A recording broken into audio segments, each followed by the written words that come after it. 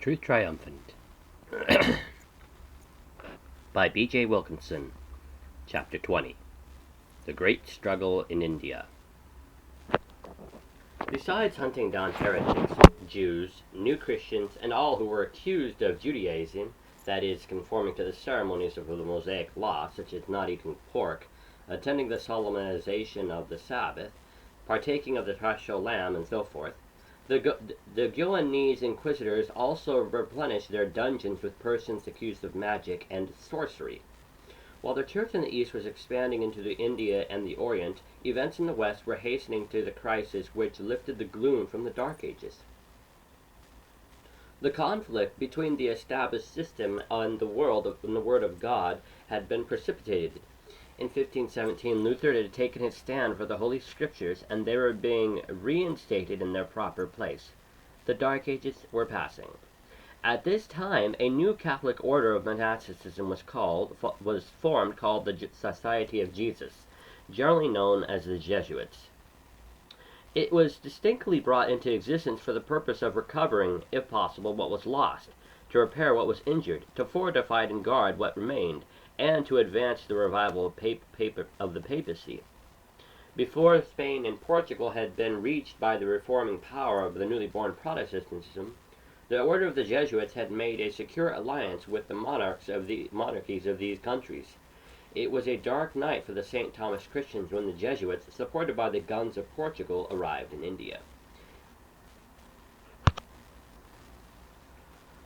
It was the lot of Portugal to erect an astonishing empire in the East. It is amazing how little the public remembers of those 7 areas seized by the Portuguese men of war and completely claimed by the crown of an imperial domain, an act which the Pope gave his sanction. Omitting the settlements on the west coast of Africa, this vast colonial dominion may be divided into the following parts: the east coast of Africa with adjacent lands, the coast of Arabia, first, the east coast of Africa with adjacent lands. 2. The south coast of Arabia and Persia. 3. The coast of Balochistan and northwest India. The west coast of India, in which was located, as the Portuguese called it, the most noble city of Goa. 5. The east coast of India. 6. The west coast of what is called today Burma and the Malay states. 7. The coast from Singapore around to Siam, Indochina, and China as far north as the island of Macau. While one is astonished at the thrilling exploits of the Portuguese cavaliers who subdued these overseas kingdoms, he is obliged to deplore their fanaticism and cruelty. As J. D. Orsi says, "Religion, or religious fanaticism, was the inspiring principle and the very mainspring of every movement, of every heroic exploit. Their wars were rather crusades than patriotic struggles." One incident illustrating the cruelty which ultimately caused the downfall of the invaders may be recited. On the third expedition from Portugal in A.D. 1502, commanded by Vasco da Gama, a fleet of 20 vessels sailed for Calicut. On the previous expedition, the Zamorian, ruler of the Hindu kingdom of Calicut, had been induced by the Arabian merchantmen of wealth to fall upon the Portuguese, at which time Gaspar Correa, a dear friend of Vasco's, was murdered.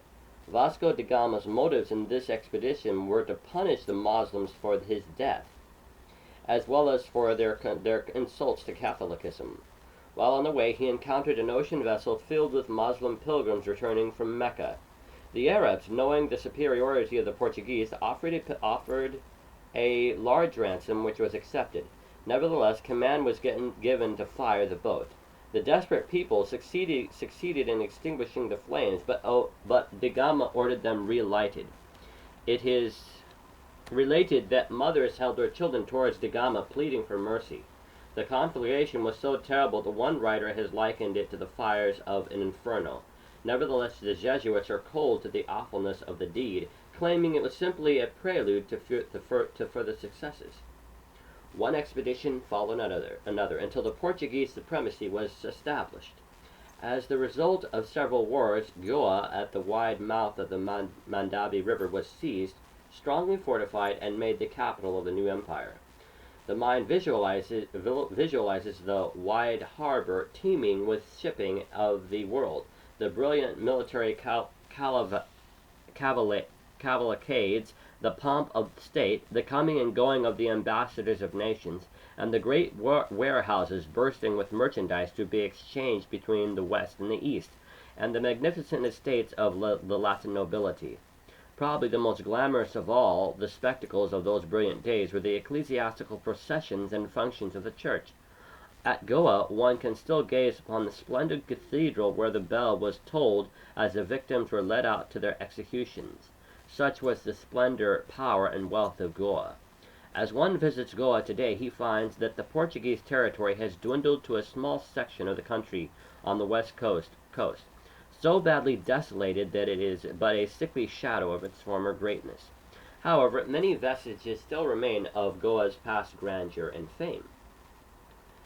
As the Jesuits were already in control of Spain and Portugal, they accompanied the conquerors principally for the purpose of converting the St. Thomas Christians. It was the unhappy lot of India to experience the crushing weight of these haughty monks. These men were skilled in sublimated treachery and trained for years in the art of rapid debate, in which they could trap an opponent by the cunning use of ambiguous terms. Consequently, the simple, trusting St. Thomas Christians were no match for them. The Jesuits proposed to dominate all schools and colleges. This they sought to accomplish in non-Catholic schools by occupying the pulpits and the professional chairs, not as Jesuits, but as proposed adherents of the Protestant churches to which these schools belonged. As an example of their successes, by 1582, only 48 years after the order was founded, they controlled 287 colleges and University of Europe, some of which were their own founding. It was their studied aim to gain entrance under the guise of friendship into the services of the state, and to climb up as advisors to the highest officers, where they could so influence affairs as to bring them into the orbit of Rome. They were past masters of the ways of deception. They were adept in the policy of secretly bringing about a public disaster, simultaneously providing for the salvation from the last terrors of that disaster. Thus they could be credited with salvation from the extremity of the calamity, while others were blamed for its cause.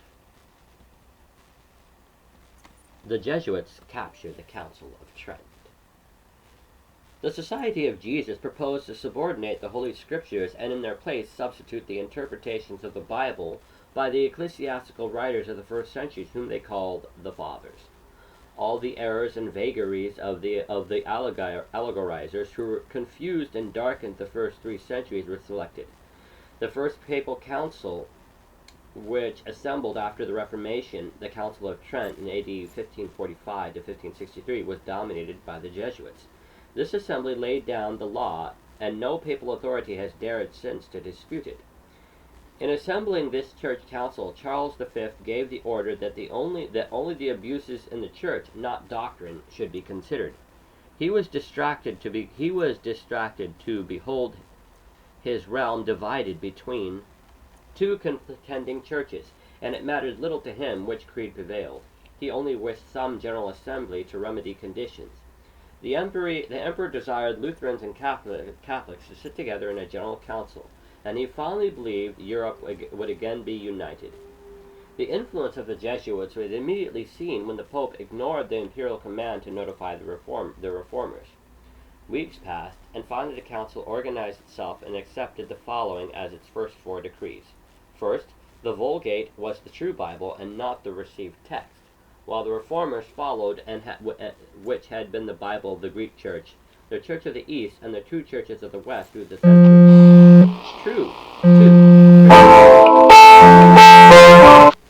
Tradition was of equal authority with the sacred scriptures. 3. The 5 disputed books found in the Catholic Bible, but rejected by Protestant scholars, were declared canonical. 4. The priests only, and not the laity, were capable of rightly interpreting the scriptures. When the emperor learned that the Protestants had not been called to the council, he was enraged. Uttering severe threats, he demanded that his original plan be executed. Though the Pope reluctantly and with long delay obeyed, the decrees already passed irrevocably compromised the situation. The Lutherans refused to accept the insulting notifications. In the meantime, the Pope died and his successor advocated Jesuit policies.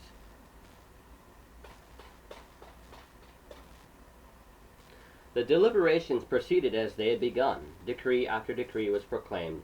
Doctrine after doctrine was settled. Repeatedly the emperor was misled until he expressed his anger strongly to the Roman pontiff over the deceitful maneuvering. How were the church prelates to defend these doctrines which had no scriptural authority? Hours, weeks, months, yes, many sessions went by with this anxious question in their hearts. Then, one morning, in January 18, 1562, the Archbishop of Reggio hurried from his room and appeared before his confessors to proclaim that he had the answer. Protestants, he urgently reasoned, could never defend Sunday sacredness.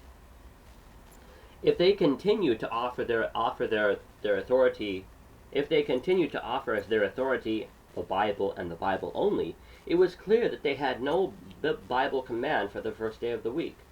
According to Abyssinia, papal champion of the council, the archbishop said, "It is evident that the church has the power to change the commandments, because by its power alone, and not by the preaching of Jesus, it had transformed the Sabbath from Saturday to Sunday.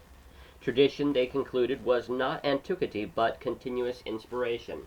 None could continue to fight the acceptance of tradition when the only authority for Sunday sacredness was in the church was tradition." This discovery nerved the council to go forward with its work. All the doctrines against which the reformers had protested were again formulated and strengthened by Rome. All the rites and practices which the church in the wilderness had struggled to escape were incorporated more strongly than ever into papal tradition by the 25 sessions of the Council of Trent between 1545 and 1563. Henceforth, the papacy was to have only one mission in the world, namely to command nations and men everywhere to submit to the Council of Trent.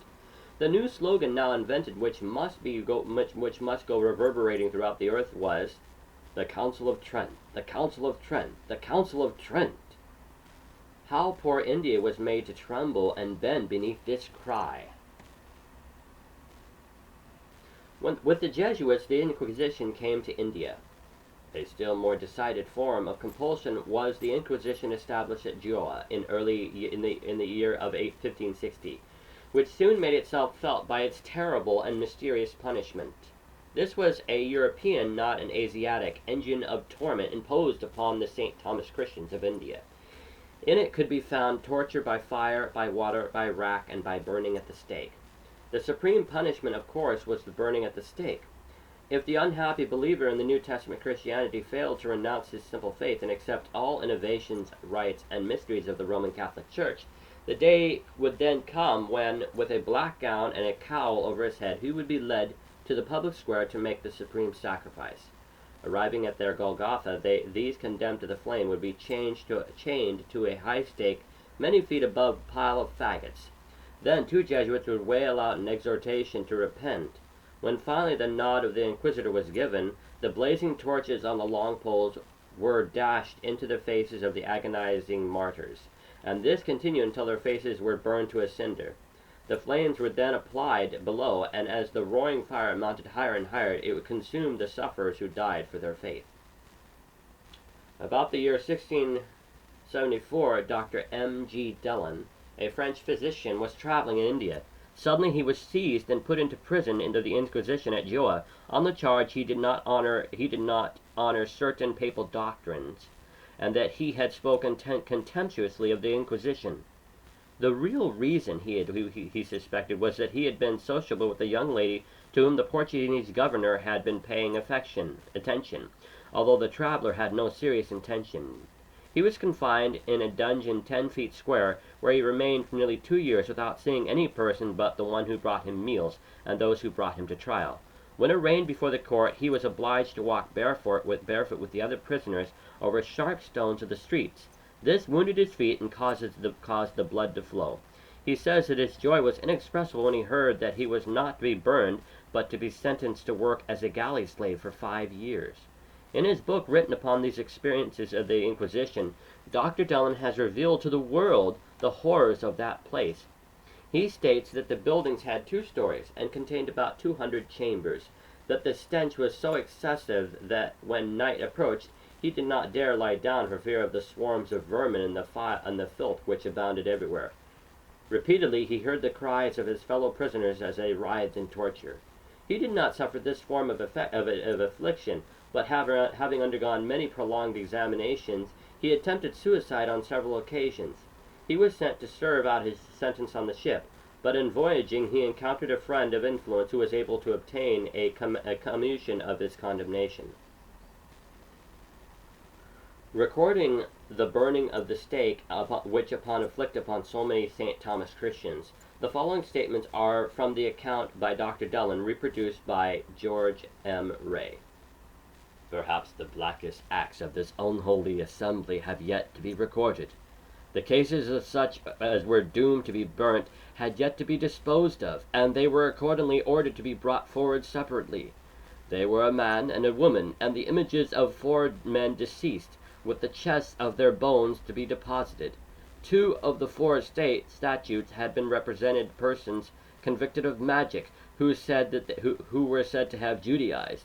One of these had died in the prison of the Holy Office. The other had expired in his own house, and his body having long since interred in his only family burial ground, but having been accused of Judaism after his decease, as he had left considerable wealth, his tomb was opened and his remains disinterred to be burnt at the Auto de Fe. We may well throw a veil over the smoky spectacle of the banks of the river, which seemed to attract the Viceroy of Goa and his heartless retinue. How much the wrath of the Jesuits was directed against the St. Thomas Christians because they observed Saturday, the 7th day of the week, may be seen in this further quotation from Ray. In the remote parts of the diocese, as well as towards the south as towards the north, the Christians that dwell in the east are guilty of working and merchandising on Sundays, as holy days, especially in the evenings. The Jesuits now proceeded methodically to obliterate the St. Thomas Christians. They depended upon their usual weapons, the founding of a Jesuit college in which the youth were won over from Assyrian communities over the St. Thomas Christians, or the St. Thomas Christians were trained as papal clergymen in the Syrian tongue. 2. The power of selecting Assyrian leaders. 3. The calling of a synod in which they were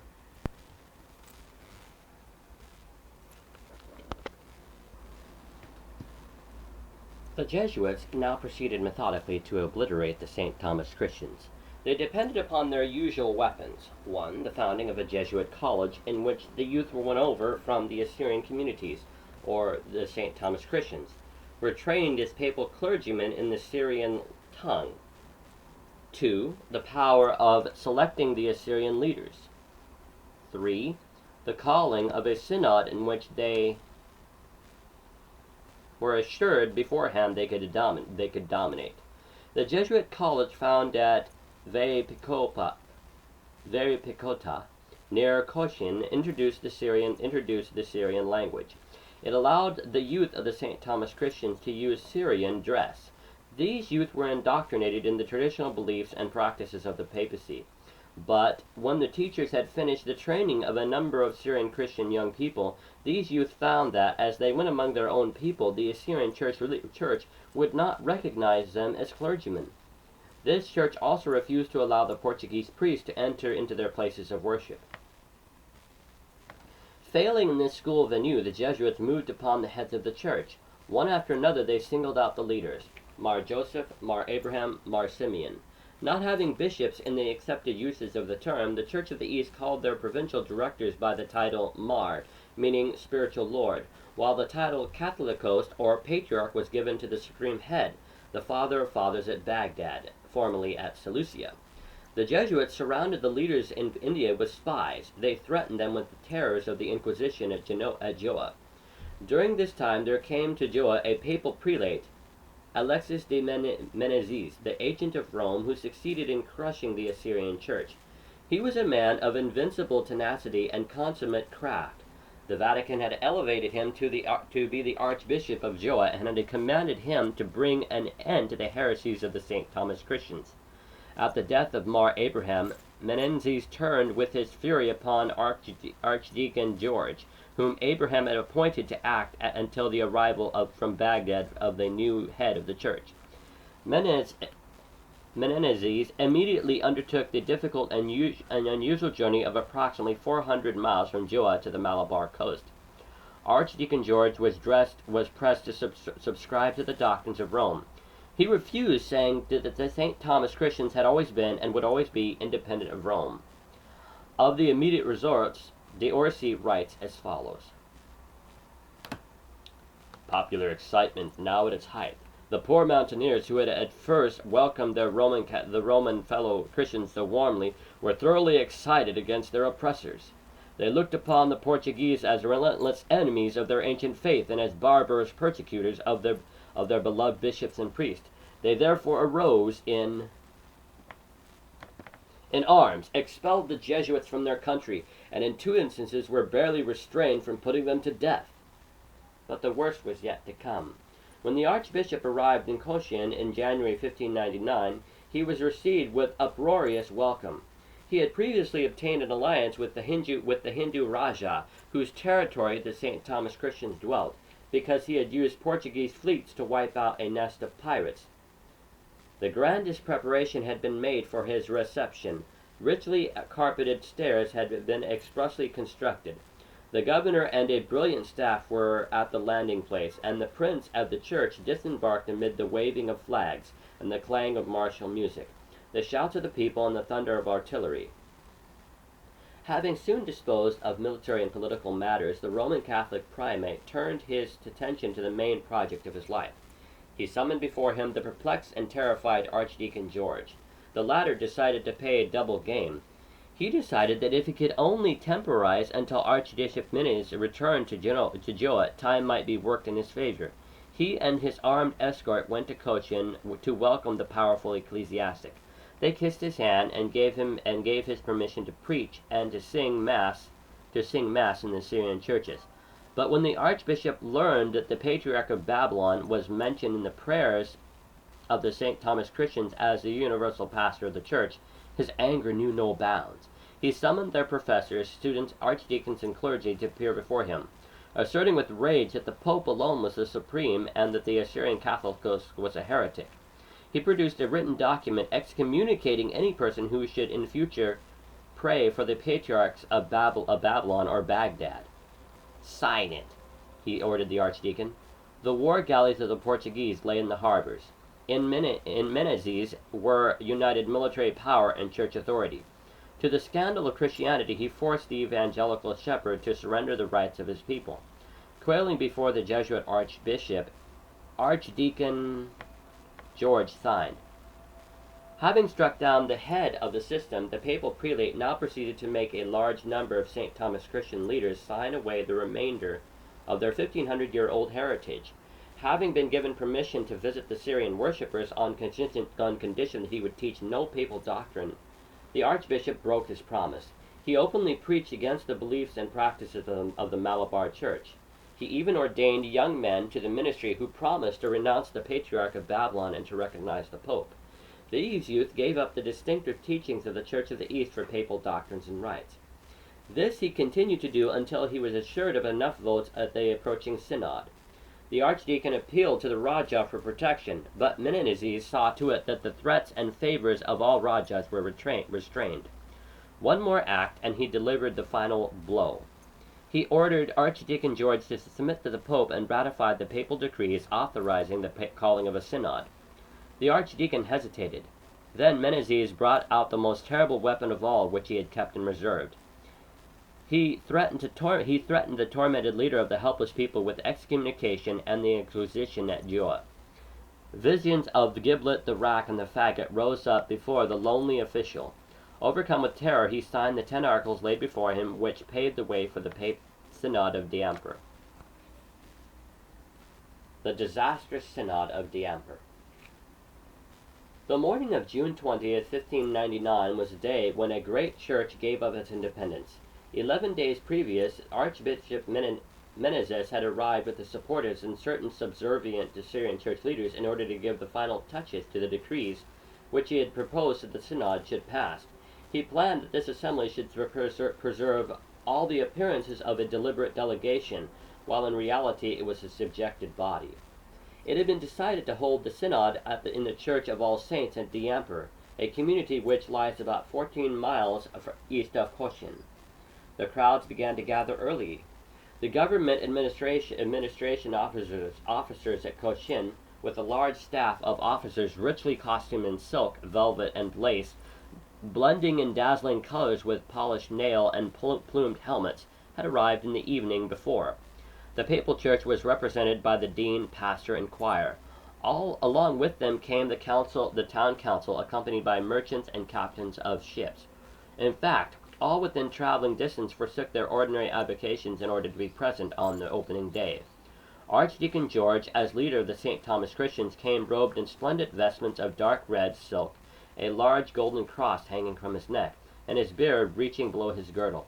153 of their clergymen accompanied him, clad in their long white vestments and wearing their peculiar headdresses of red silk.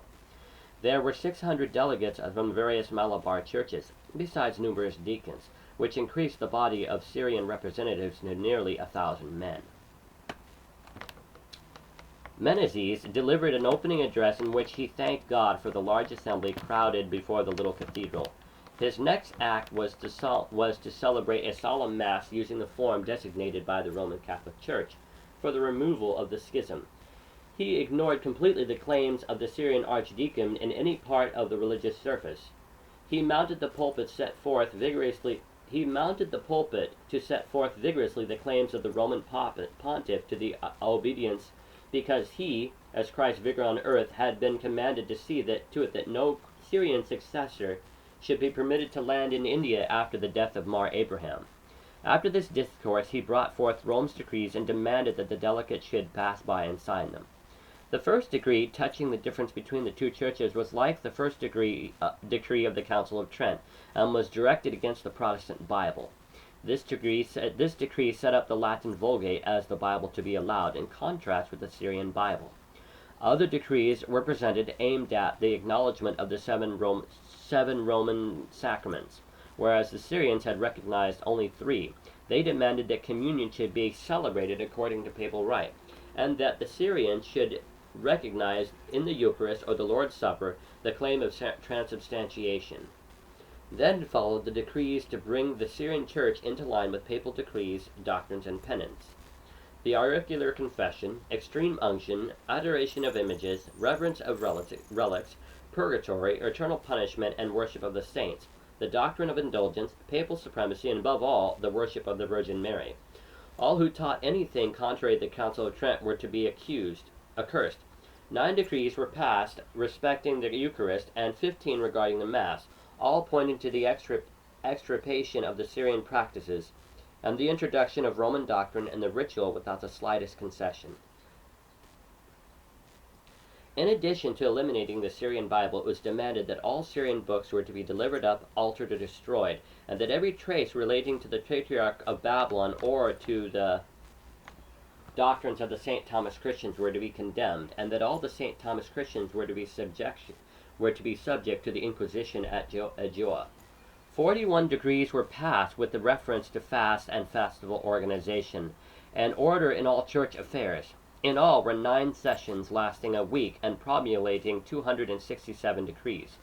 The submission demanded of the archdeacon and his associated clergy is presented in the following words of Lauren Geddes, who gives an abbreviated translation of the actions of the synod, handed down by a scribe recognized as the official by Portuguese authority.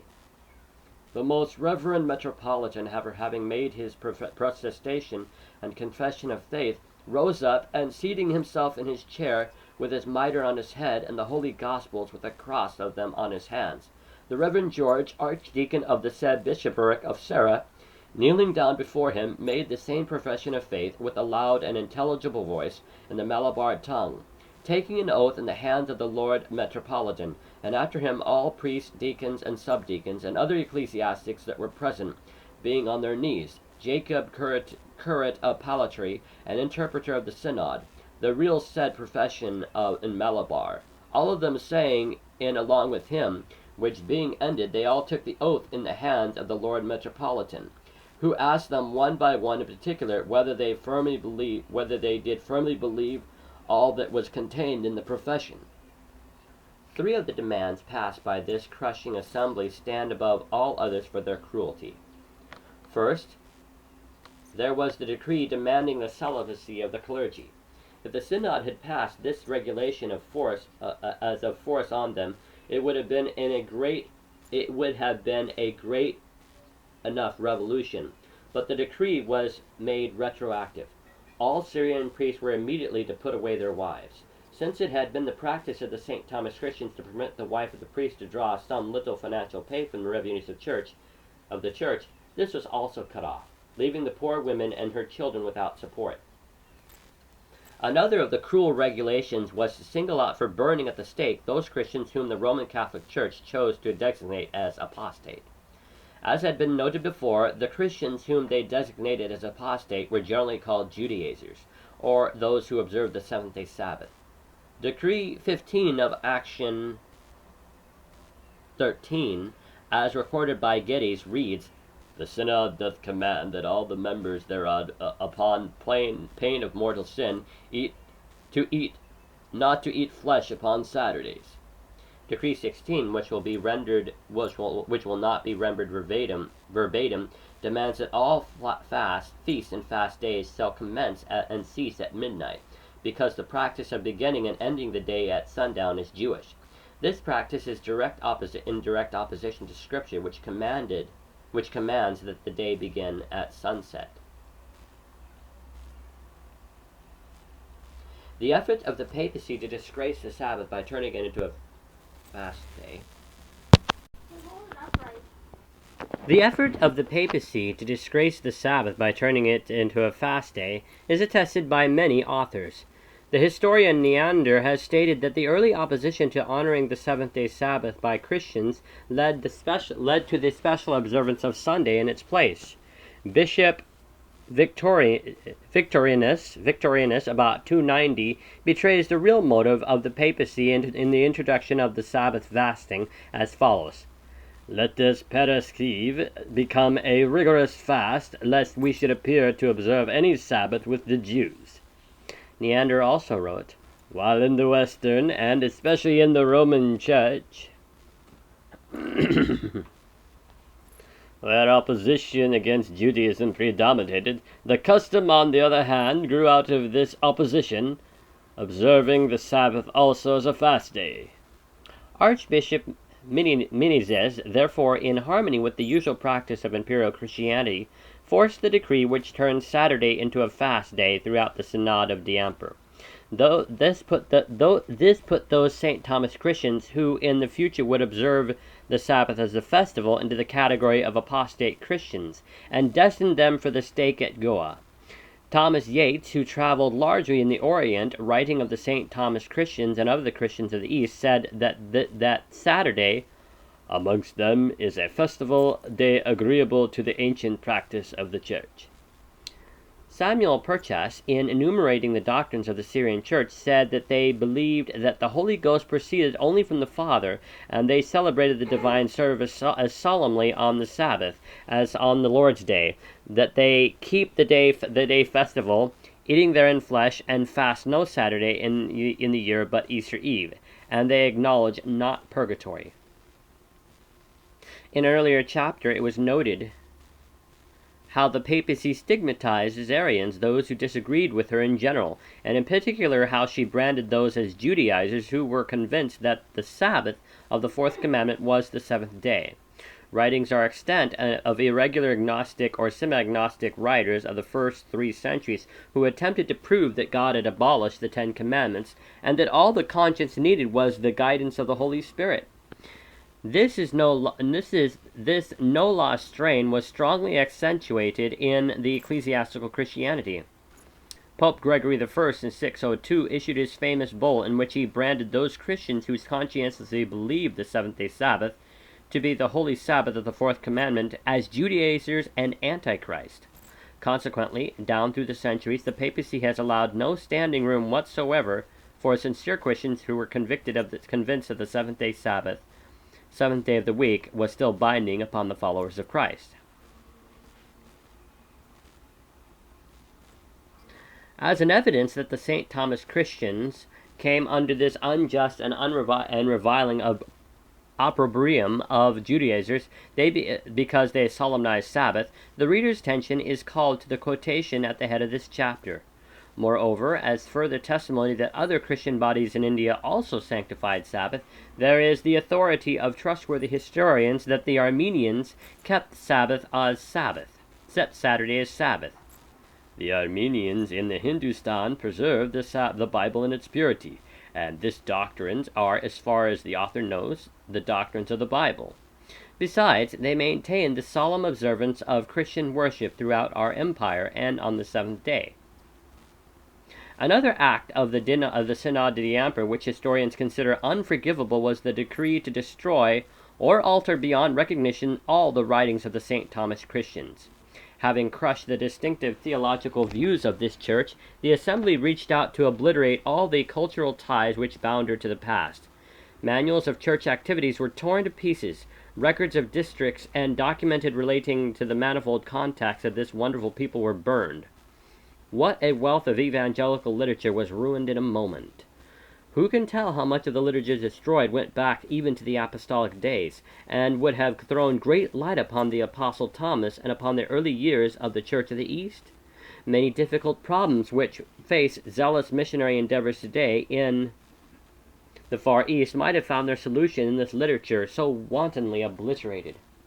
It has been noticed before that certain celebrated writers of the Assyrian Church in Persia and in other parts of the East not only translated their own productions to be sent to fellow believers in India, but also translated productions of other authors of great value and had carried them to the Malabar coast.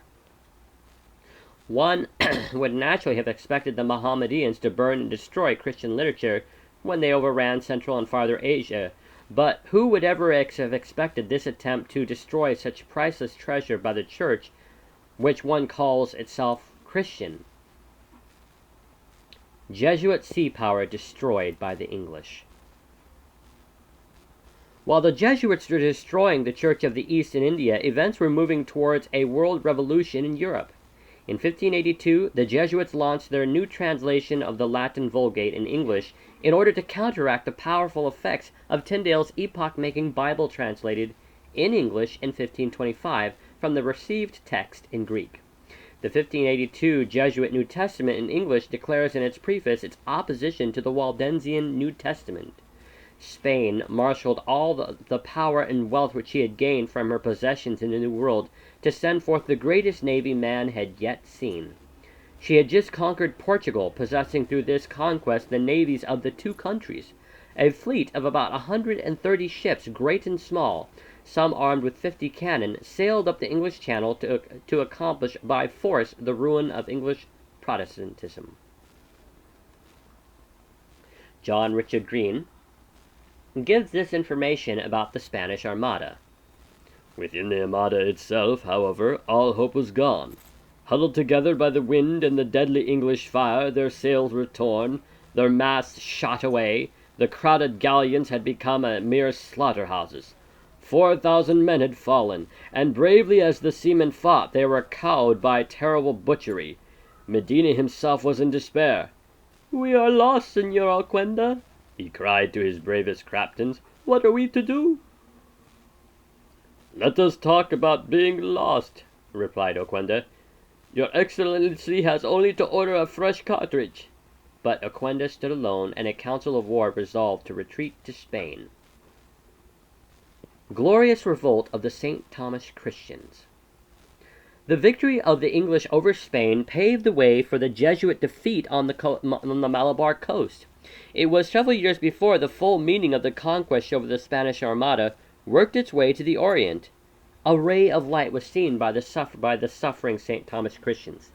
They groaned beneath what they called their Babylonian captivity. They loathed the worship of images and the adoration of relics, processions, incense, confessional, and all the ceremonies their fathers knew not.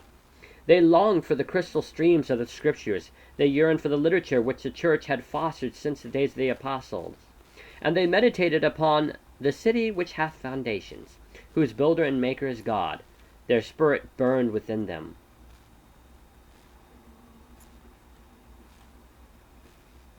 The victory of the English over Spain,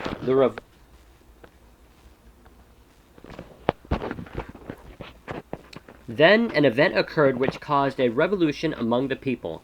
The successive victories of the Dutch and the English over papal armies in India had opened the way for the patriarch at Babylon to ordain and send a new head to the church in India, Ahatala. He was seized when he landed at Milapalur near Madras, shipped to Goa, and burned at the stake. Immediately a cry of horror ran through the Malabar churches. At the summons of protest, they came from town and village. Before a huge cross at a place near Cochin, they assembled by the thousands to take their stand against the papacy. Since all were not able to touch the sacred symbol, long ropes were extended from it to which they firmly grasped, while they took the oath of renouncing their allegiance to Rome. This happened in 1653, and the incident is known as Coonan Cross. When the papal leaders beheld nearly 400,000 Christians lost to their church, they immediately dispatched monks to go in among them and, if possible, remedy the disaster. The result, says Adeni, was a split of the Syrian church, one party adhering to the papal church as Romo-Syrians, while the more daring spirits reverted to the Syrian usages. It is estimated that the former, known as Puthankur, a new community, now number about 110,000. While the latter, the Palayakur, or Old Community, number 330,000. Divisions along these lines still exist, and a large field presents itself for evangelism today by those who give the Bible first place in the advancing kingdom of heaven.